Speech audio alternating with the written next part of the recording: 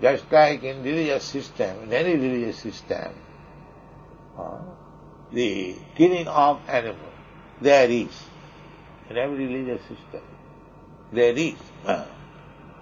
But why there is this killing of a living entity is not good. But why in the religious system there is permission for killing animals? So that is explained.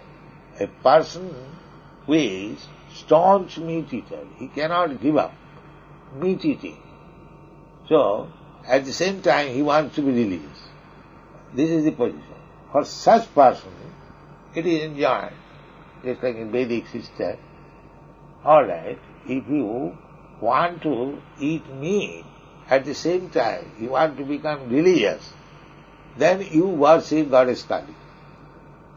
You cannot worship Visnu, because he is a meat eater, he cannot approach pavitram, paramam, bhavan.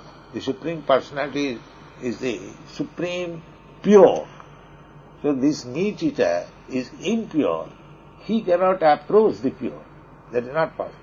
Therefore, he is advised to approach some agent of the pure, some sakti, or just like Goddess Kali. Goddess Kali is the sakti or the potency. Kali has got also business to cut the heads of the demons.